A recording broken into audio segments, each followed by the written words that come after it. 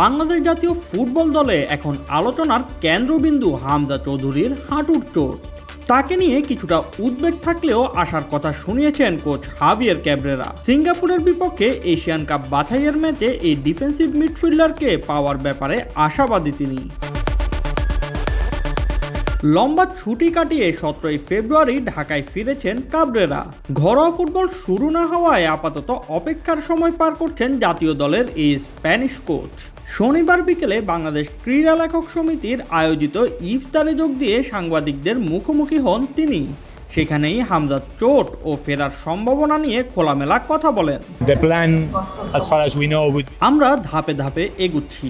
আমাদের জানা মতে পরিকল্পনা হলো মার্চের মাঝামাঝি সময়ে তার ফেরার কথা। সেই অনুযায়ী আমরা ঠিক করব ও কবে ক্যাম্পে যোগ দেবে। তবে সবকিছু ঠিক থাকলে সেই ইতিবাচক আছে এবং আমরাও আশাবাদী যে অন্তত সিঙ্গাপুরের বিপক্ষে ম্যাচে তাকে পাওয়া যাবে। লেস্টার সিটির হয়ে খেলতে গিয়ে হাঁটুতে ব্যথা পান হামজা চৌধুরী। সেই চোটের কারণে বর্তমানে তিনি মাঠের বাইরে আছেন।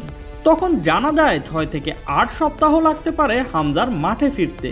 বর্তমানে হামজা তার ক্লাব লেস্টার সিটির চিকিৎসকদের তত্ত্বাবধানে রয়েছেন। ক্লাবের চিকিৎসক ও হামজার সঙ্গে নিয়মিত যোগাযোগ রাখছেন কাবরেরা। আমরা যোগাযোগ রাখছি, আমি ওর সাথে এবং লেস্টার সিটির ডাক্তারের সাথেও যোগাযোগ রাখছি। আমরা ইতিবাচক, আশা করি ওর রিকভারি খুব ভালোভাবেই হবে। আগামী 31 মার্চ এশিয়ান কাপ বাছাইয়ে সিঙ্গাপুরের মুখোমুখি হবে বাংলাদেশ। গুরুত্বপূর্ণ এই ম্যাচে হামজাকে পাওয়া যাবে কিনা তা নির্ভর করছে তার দ্রুত ও সম্পূর্ণ সুস্থতার উপর। তবে কোচের বক্তব্যে মিলেছে স্বস্তির আভাস। Shoaib Shams, BD sports time.